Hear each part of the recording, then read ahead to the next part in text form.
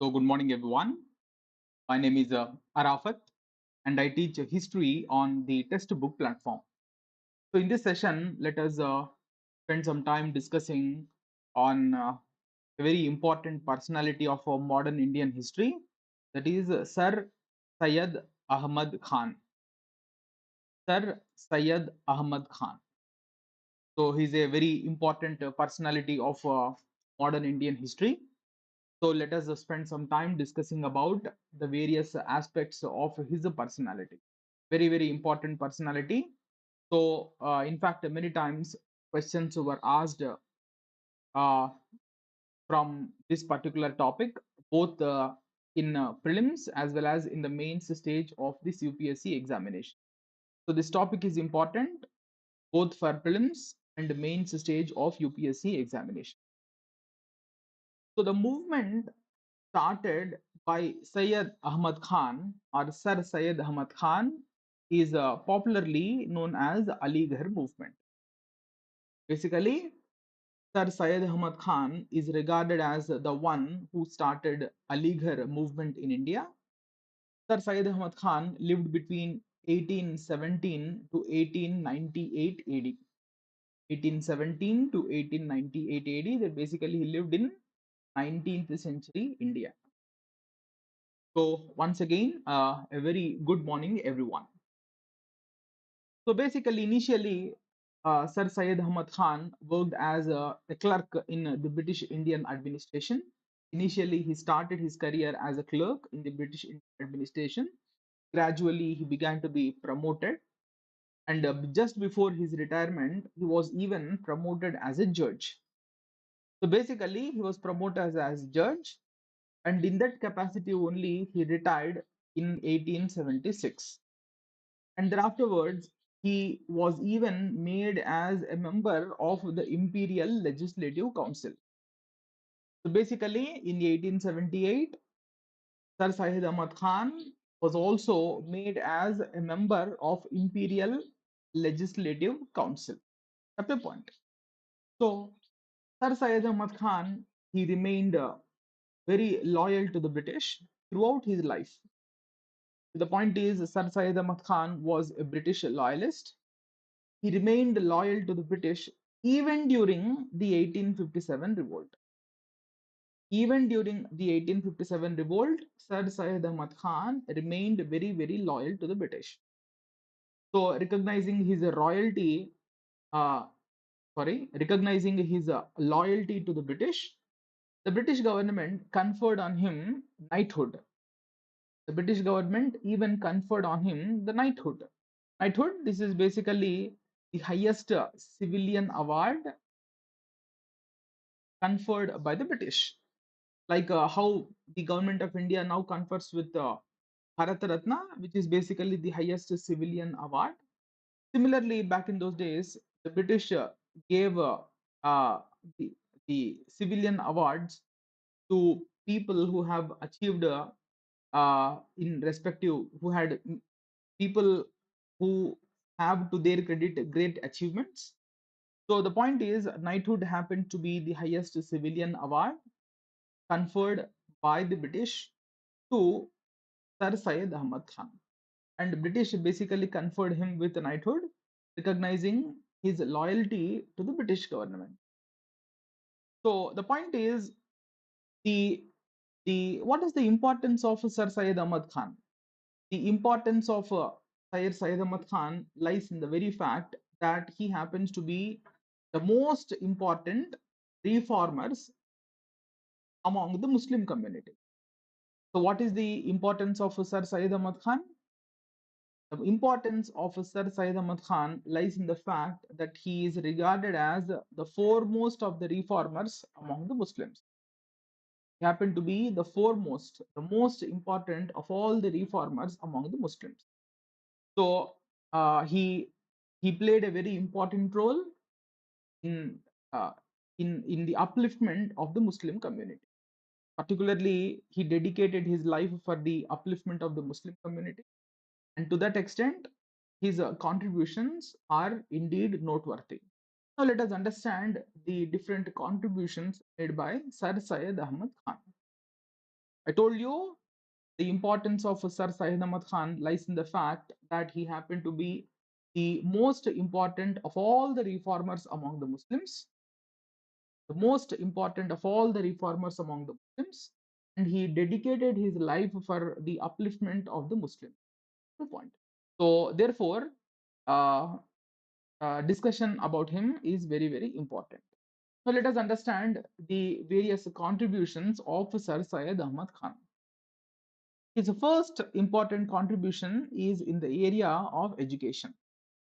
So, Sir Syed Ahmad Khan was greatly disturbed to see the social and educational backwardness among the Muslims. So, basically, Sir Syed Ahmad Khan was greatly disturbed to see the social backwardness as well as the education backwardness among the Muslims. So, he believed that the best way to improve the social and religious life of the Muslims was by imparting modern Western education among the Muslims. So he was firmly convinced that the best way to improve the social life of the Muslims was by imparting modern Western education to them. Therefore, therefore, uh, he he started establishing numerous schools and colleges mostly in different parts of North India. Let me repeat this point once again. The first contribution of Sir Syed Ahmad Khan is in the field of education. So, particularly, he was quite disturbed to see the educational and social backwardness among the Muslims. And he believed that the best way to improve the social life of the Muslims was by providing not just education. The best way to improve the social life among the Muslims was by imparting modern Western scientific education to them. Not just education, he was very keen on imparting modern Western scientific education among the Muslims. Every point. So, in this regard, he began establishing numerous schools and colleges in different parts of North India, mostly in Uttar Pradesh. So, basically, one of the most important educational institution founded by Sir Syed Ahmad Khan is Mohammedan Anglo Oriental College. So he founded numerous schools and colleges to promote education among the Muslims. But the most important educational institution founded by him happened to be Mohammedan Anglo Oriental College. It was established at Aligarh in 1875 AD. Date is also important, place is also important. The name of the college which he founded is Mohammedan Anglo Oriental College. So basically, this college name itself suggests that Muhammadan means Muslims, Oriental means Eastern knowledge, Orient Anglo means English education. So basically, the name itself becomes very clear that this college was founded with the intention of promoting modern Western education along with Oriental education to the Muslims. That was the objective with which this particular institution was founded at Aligarh in 1875 AD. So the point is,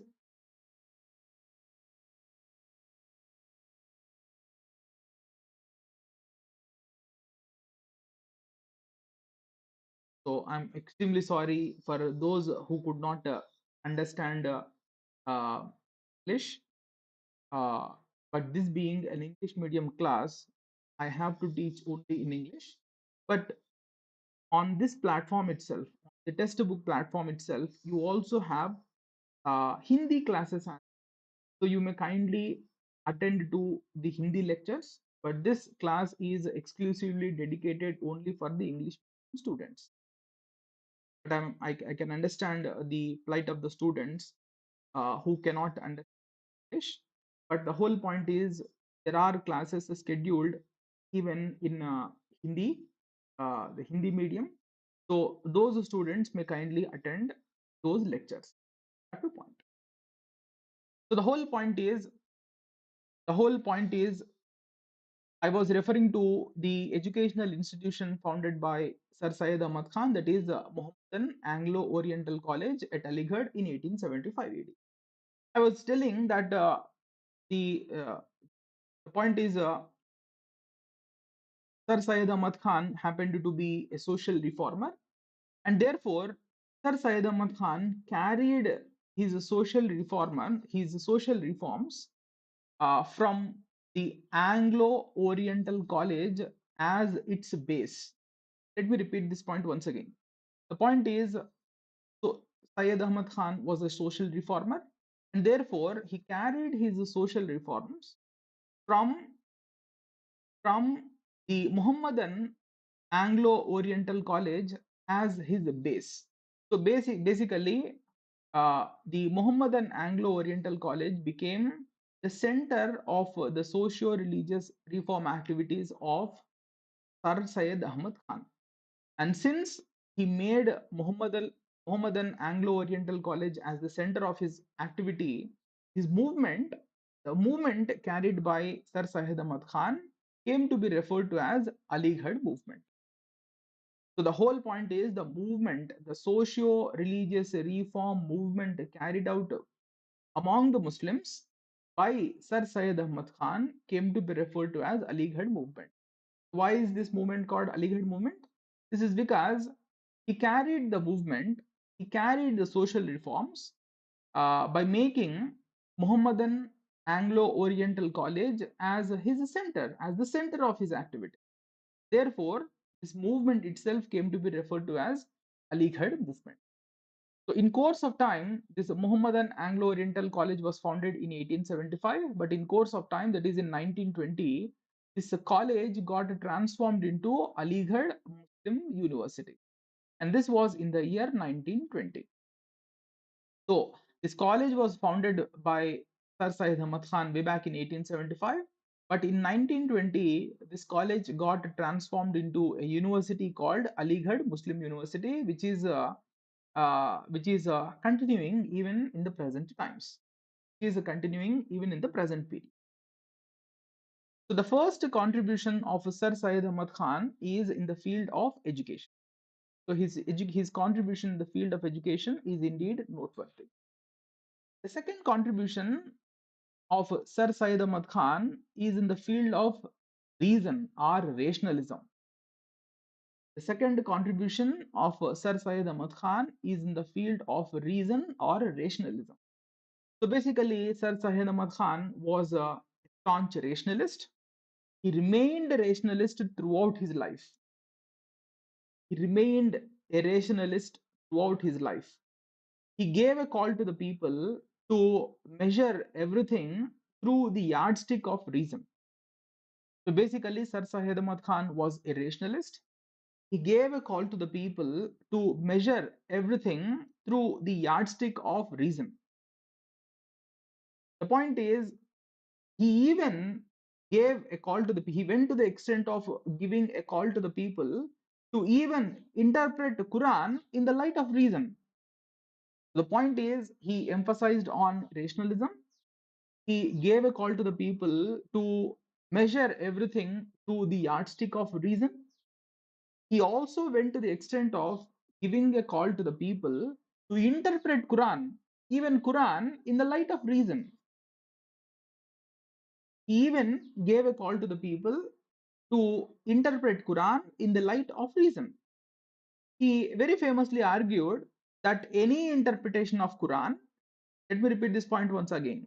He very famously argued that any interpretation of a Quran which uh, conflicts with human reasoning is in reality a misinterpretation of a Quran. So basically, what was his argument? He went to the extent of arguing that any interpretation of Quran which is conflicting with human reason is in fact a misinterpretation of a Quran. So basically, he went on to argue that there can be. Basically, he argued that in case of any misinterpretation, in case of uh, uh, conflict between, basically he argued that there is no chance for Quran being an illogical text. That was the premise of his argument. But at the same time, he argued that any interpretation of Quran which is conflicting with the human reason, he argued it to be a misinterpretation of Quran. So basically, the whole point which I'm trying to argue is he wanted each and everyone to measure everything through the yardstick of reason. He wanted even people, he wanted the Muslims to even understand Quran through the prism of reason. That was the call given by Sir Syed Ahmad Khan. The point. So with a view to the point is Sir Syed Ahmad Khan gave a call to the people to give up blind obedience to customs and traditions. The point is, he even gave a call to the Muslims. He even gave a call to the Muslims to give up blind obedience to customs and traditions. In other words, he wanted the Muslims to question everything. He wanted Muslims to question everything and accept things only if they are explained through reason. That was his argument. He very famously said, he very, very famously said, so long as freedom of thought is not developed, there can be no civilized life. What do you mean by freedom of thought? So he said that as long as the freedom of thinking is not developed, there can be no civilized life. That was the very famous statement made by Sir Syed Ahmad Khan. So the whole point which I'm trying to convey is he was a rationalist. He did not want people to have any kind of blind beliefs, blind obedience to customs and traditions. He wanted people to understand everything through the prism of reason. And it was in that context he famously said that so long as freedom of thought is not developed, so long as freedom in thinking is not developed, there can be no civilized life. This was an observation made by Sir Syed Ahmad Khan. So this was his another important contribution. So the second important contribution of Sir Syed Ahmad Khan lies in the field of reason. He was a rationalist. He remained a rationalist throughout his life. And third contribution of Sir Syed Ahmad Khan was in the field of women's upliftment. He was quite saddened. He was quite disappointed to see the low position of Muslim women. He was quite disappointed to see the very low position of Muslim women, particularly. So he was completely saddened with a few practices among the Muslims, such as point is he was quite disturbed to see a few of the practices among the Muslims, such as the parda system.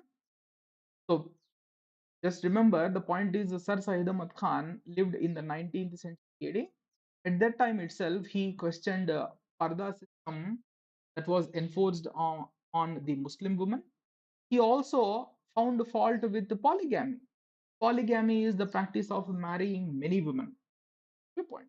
So he found fault with the polygamy. He also found fault with the easy divorce available to the Muslim women. He also was a bitter critic of the child marriages.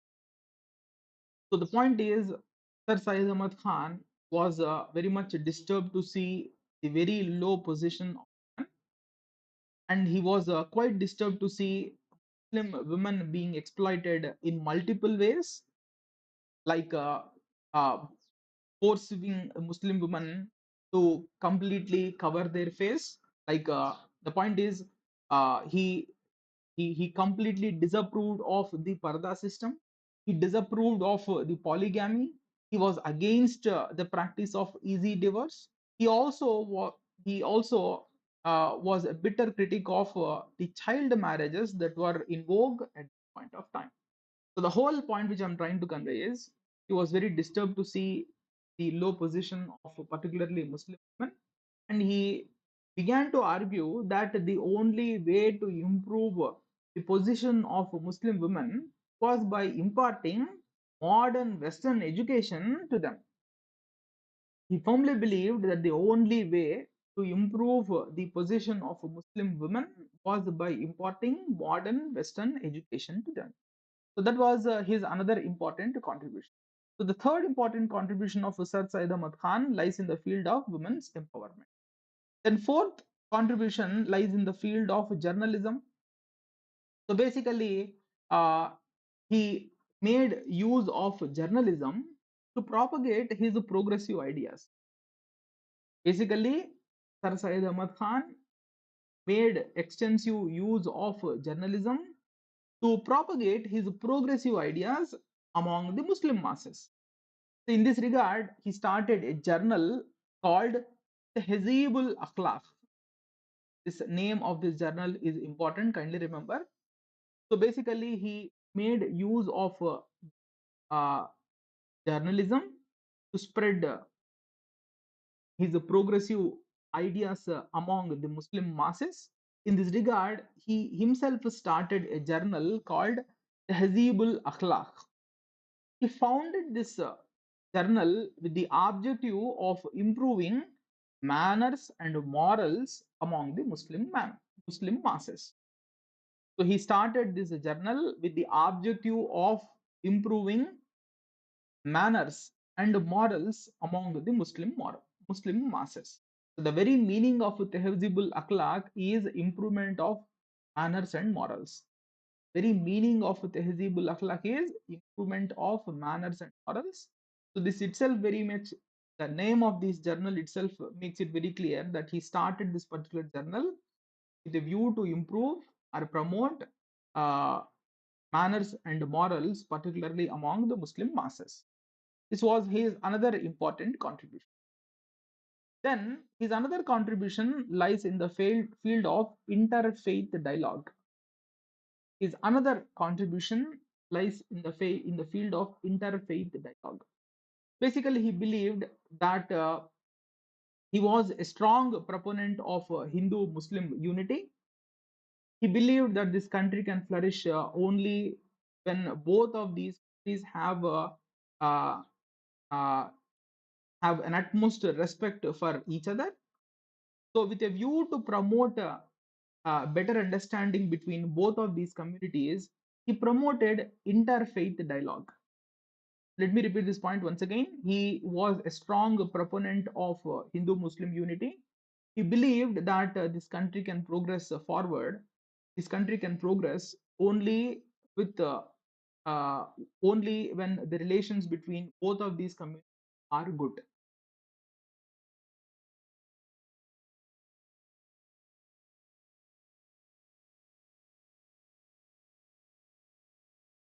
So the whole point which I'm trying to convey is he believed in Hindu Muslim unity.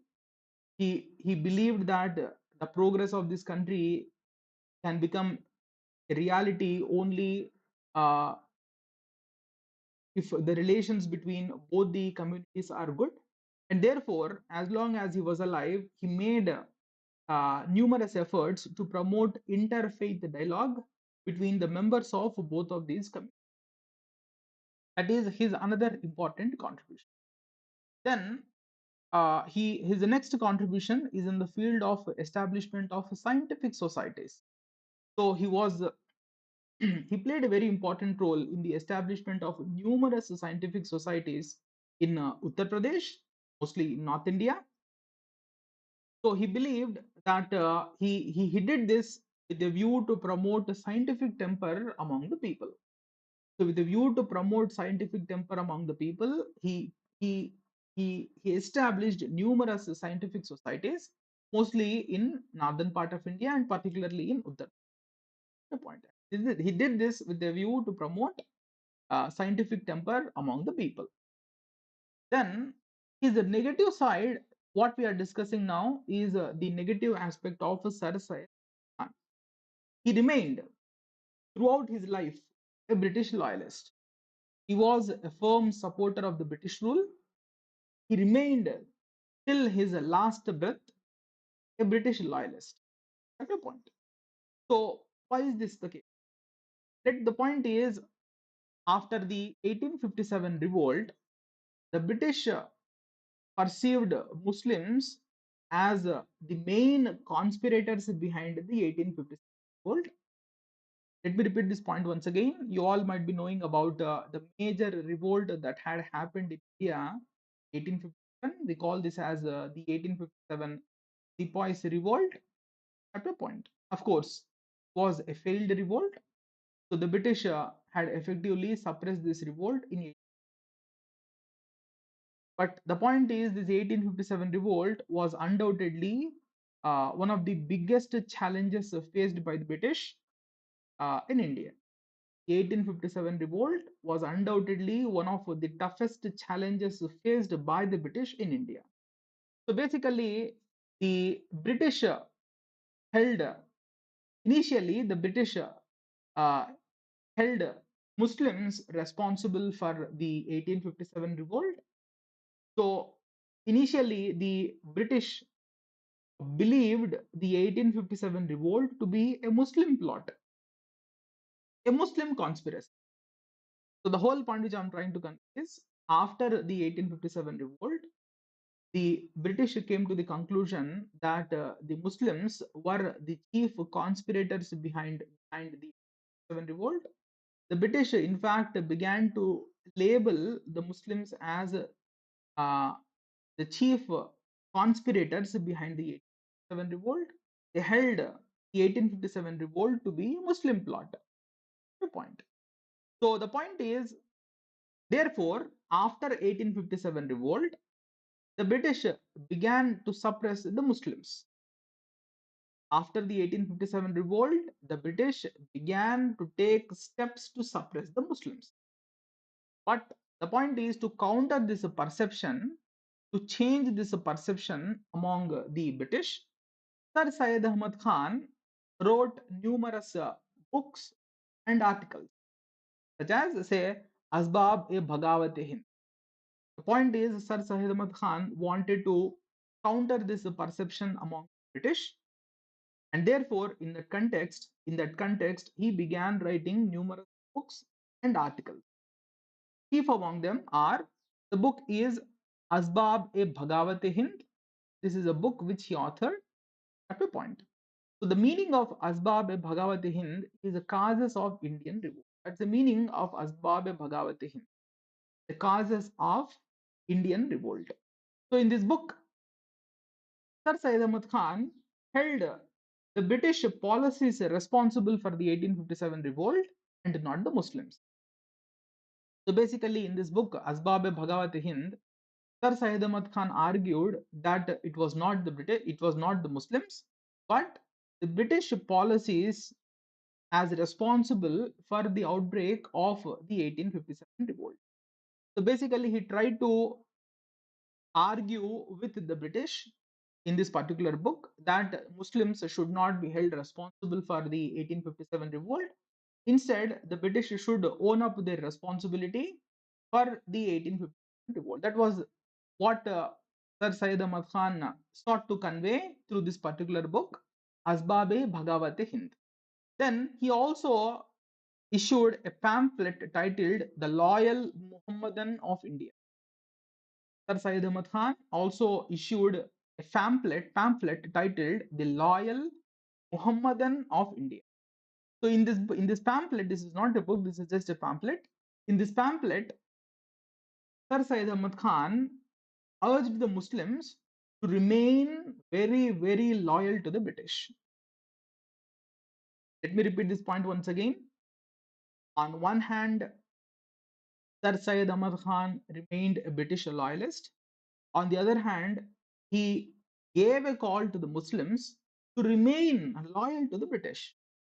So this is the negative side of Sir Syed Khan. So what all we discussed so far are positive aspects of Sir Syed Ahmad Khan. But the seventh point which I have mentioned here is in fact a negative aspect of Sir Syed. So throughout his life, he remained a British loyalist.